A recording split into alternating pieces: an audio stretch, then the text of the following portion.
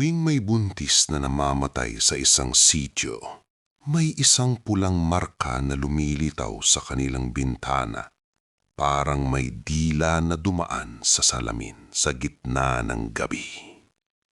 Lumipat si Belen at ang asawa niyang si Ray sa lumang bahay ng lola nito sa dulo ng baryo.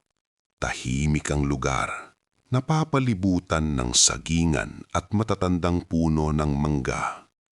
5 buwang buntis si Belen noon at gusto nilang doon magsimula ng bagong buhay. Sa unang gabi, maayos ang lahat. Sa ikalawa, may narinig si Belen na mahinang pagpitik sa bintana. Parang may kuko na marahang kumakatok. 3 beses, sabay hinto. Baka sanga lang ng puno, sabi ni Ray, pero walang sanga sa tabi ng kanilang bintana. Kinabukasan, may nakita si Belen na manipis na pulang guhit sa salamin. Hindi ito dugo, pero mukhang sariwa. Pinunasan niya ito at nawala naman agad. Sa baryo, may isang matandang babae na laging nakaupo sa tindahan. Ayon sa kanya, may mandurugo raw na bumagala sa sityo. Hindi ito basta lumalapit. Pinipili nito ang bahay na may pinakamahina ang depensa. At kapag may nakita kang pulang marka sa bintana, ibig sabihin, natikman ka na nito. Hindi naniwala si Ray, pero nang gabing iyon, eksaktong 3:00 ng madaling araw, nagising siya sa malamig na hangin. Bukas ang bintana kahit nakasara ito bago sila natulog. At naroon iyon. Sa labas, nakadikit sa dingding, isang nilalang na kalahati ang katawan. Ang ibabang bahagi ay wala, parang iniwan kung saan. Ang mga kamay nito'y mahahaba, ang mga daliri nakabaon sa kahoy. At mula sa bibig nito, may mahabang dila na unti-unting pumapasok sa maliit na siwang ng bintana.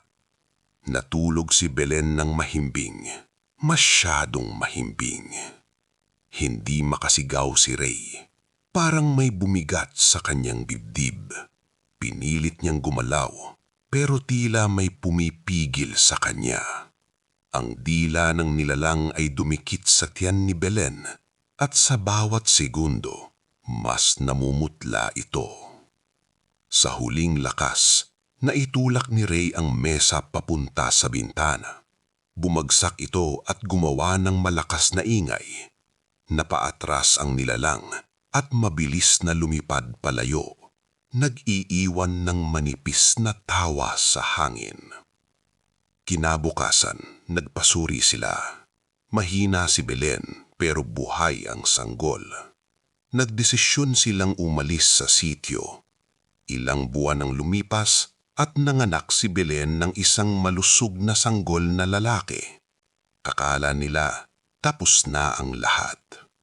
Pero isang gabi, habang pinapatulog niya ang anak, may narinig siyang mahinang pagpitik sa bintana ng kanilang bagong bahay. 3 beses. Dahan-dahan siyang lumapit. Sa salamin, may manipis na pulang guhit na muling lumitaw. Mas malinaw, mas mahaba. At sa refleksyon, sa likod ng kanyang anak na natutulog, may kalahating anino na nakasabit sa kisame. Parang hindi ito kailanman umalis.